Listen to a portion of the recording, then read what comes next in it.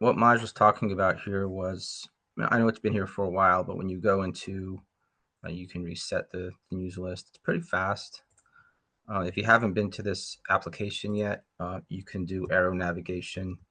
And, since everything is stored in our database, you're going to get a very quick view or quick navigation.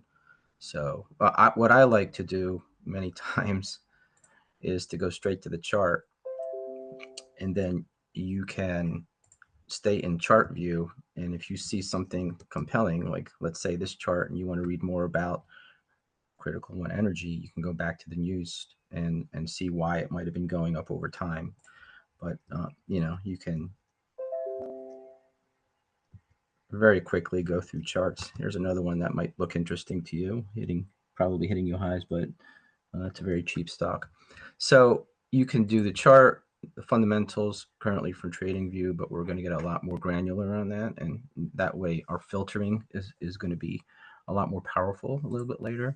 The profile also from trading view. But what I really wanted to get into was the earnings call widget, because it's something that we're quite proud of. Now, there's a lot of companies that don't have earnings calls, but I'm just going to go to Opera, which I'm sure you all know is a browser that is doing quite well. They were probably one of the first browsers to announce that they have an AI implementation. And full disclosure, I do own some. But you can see that the earnings calls go back to 2020, so it's a pretty good library, a pretty good breadth of earnings. And the way that we structured this widget is that you can go straight to the call. Now you're not going to hear it, I don't think, because I'm not sharing my sound. I can't. So you got to take my word for it that uh, it is actually playing. You can click on the words and go straight to where you want to. Each one is in a block, so each speaker is in a block.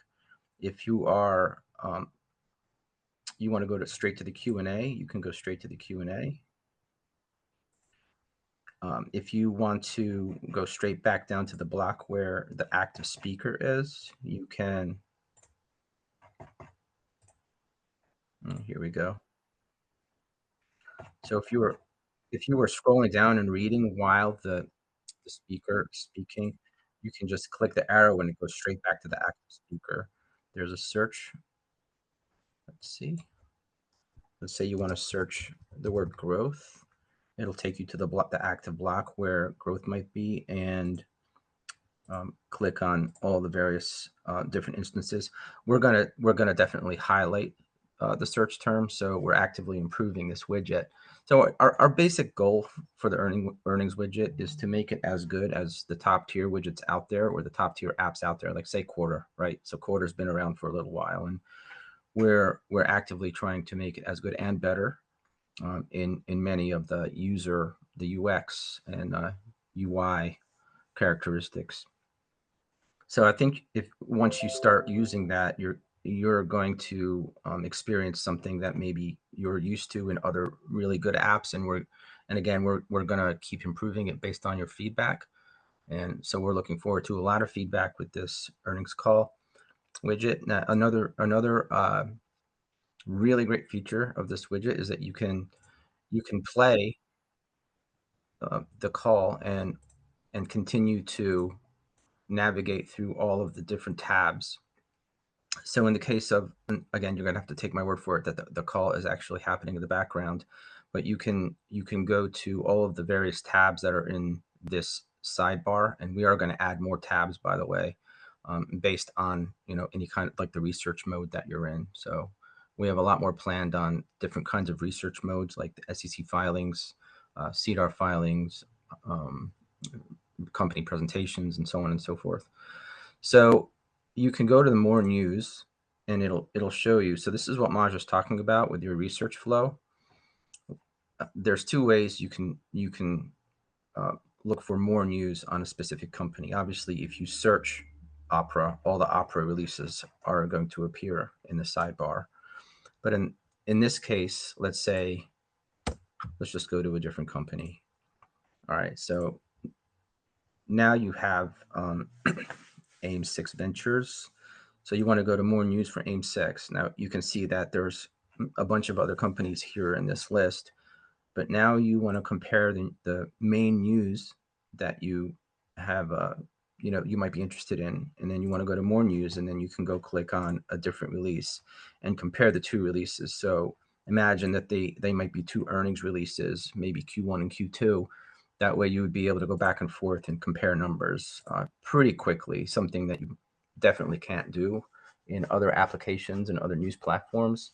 So that's what Maj was talking about with like the flow of research, where we're also going to be adding a mini filter here for the more news, where yes, that you do want to filter it more granularly to earnings, and then you could very, very quickly compare the earnings releases to one another.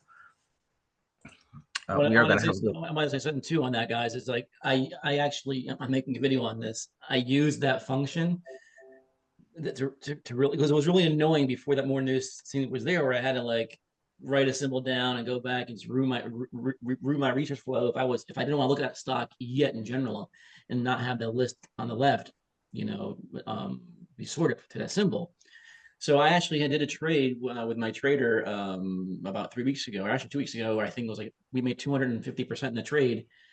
And it was only because I was able to use these tabs to quickly navigate instead of having to go to other websites. And really a lot of and I'm not really a big day trader. I mean, I might do 10 a year. But, speed is really important just in general in research. And it really helped. And I want to also say this.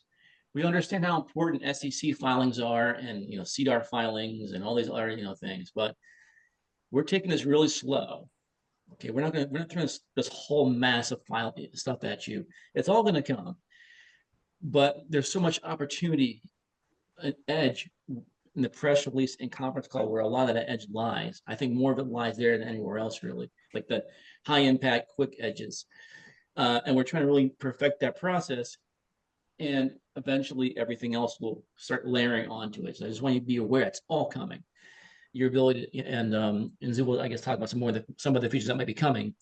But anyways, I wanted to say that, Zoo. Okay, great, no problem. So we are putting some placeholders in for where you can download specific things. Like you're going to be able to download the press releases. You're going to be able to download a group of releases. You're going to be able to download, for example, right here, a group of releases right here. That way, if you wanted to do a fuller analysis, again, it's maybe an AI analysis where you would upload like a zip file to your ChatGPT or whatever you use for your AI financial analysis. That'll help you out. Obviously, you can stream. And here's a new feature where if you have a filter set, it's kind of like a little bit of an alert for you that will let you know visually that there is a filter that is active, because sometimes people forget. There's also, if you're idle for a while, you'll see that a message pops up. Let's say you're idle for about an hour, and it'll also remind you that you have active filters and or searches that may be preventing you from seeing all the releases. So resetting here or resetting here, which is the filter reset. Here's the search reset. And if I was going to search, well, we're just going to use the term data center in quotes. And as you can see, well, let's see if we're also going to highlight later on the actual search term. So you can see that data center is indeed in these releases.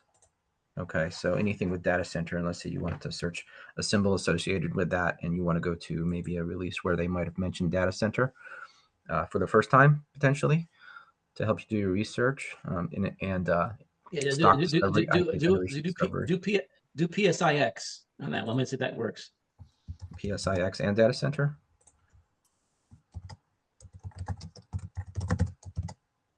Let's see. Okay. Let's see, go down here, Control F, data center. So you can definitely do a combined search there. So PSIX is going to be mentioning data centers and some of their various releases.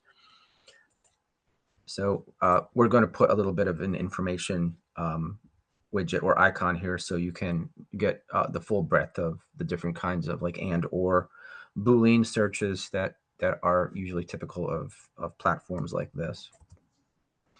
And there's an instant refresh when you get rid of things, when you get rid Actually, of things out of the yeah.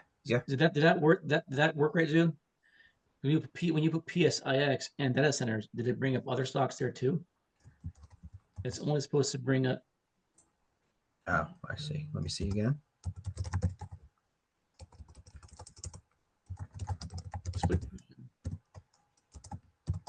Mm-hmm. Okay, yeah. So it should really only be PSIX coming in here. So that's obviously something Well, that. it was working a few days ago, so I don't know what Oh, happened there there. we go. We had to identify it via. So that's one thing. Obviously, that's work in progress. So if I had to actually click on PSIX in the drop down for it Okay. to come instead of hitting return. So that's something that we're going to put on our bug pipeline. Probably be fixed by tomorrow. Yeah. So then, Uh, and you can go back and you can look. If you go back, look at the March. Was there a March 2024? Is that where really where was it? Right there, May of set May, right there. That's the right here. one. The stock Hmm. was $2. We bought it around 12, put it on the model portfolio on 12 when we would did, but this is where we would have bought it if we would have like really been Yeah, using this tool. yeah, You know, and it's yeah, let's try. I guess we have a request here. Put FTEK in Zoo in the symbol yeah. there, Just please. just a side note before I do that, I want everyone to be aware that the price here and all the data here is as of the time and date of the release. So that way, if we're going to do any back studies later on, we'll get a pretty good idea of like why something might have increased, if there was a catalyst or something new that might have made the stock increase substantially or meaningfully. So okay, so tell me, FTech, did you say? FTEK, yeah, yeah. I think that's a really good feature, by the way, having the price. Yeah. Yeah.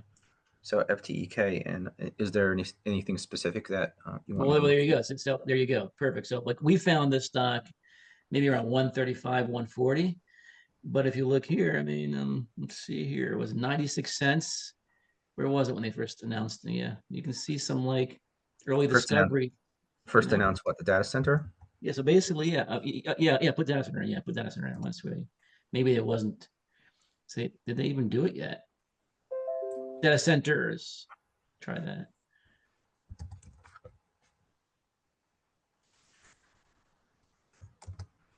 Hmm. Was it there? Let's see. I thought they just did it in the conference Yeah, call. it's right here. It's Yeah, data centers. So it's obviously in quotes. It's going to be an right. exact search. So yes. So that was in March of 2025 Well, when those this thing. data centers should just also pop up the data centers. Yeah, Let's I only see. put data center. So that's Oh, an okay, actual okay, okay, okay, yeah. exact search. So Yeah, there. it's going to So happen. 97, that's 97 cents. Stock, the cash per share was like a buck. So stock was basically selling at cash per share. Book value, I think, was 100, was a buck 35, looking like a value trap. That could have been like, well, let's start looking this there, not at 150 when we start looking at it. So these are these small, and I'm not going to get into how that's going to go. Like that's going to be, we have something on steroids. It's going to be really, really good, but how there's not a chance we're ever going to miss that again. But so stay tuned for that and some other future updates. Yeah. Yeah, so again, the one thing I do like is the permanence of the tab that you're in. So let's say we have band has earnings calls, but then you come to another one that does not have earnings calls. Now we're trying to crowdsource just in case our users do know that a transcript does exist. They can report this, and we'll get a notification, an instant notification, and then tell our provider to add that transcript, and they can backfill transcripts just in case. So for the future, when we have alerts set for when you want to know about when a company puts out a transcript or anything else, and we do actually have some very robust features in the pipeline for transcripts that I can't get into right now. It's kind of sensitive, and I think everyone is going to be blown away by it. Yeah, yeah, it's very, very good. Okay, so if you don't mind going through the list, Maj, if anything, did I miss anything?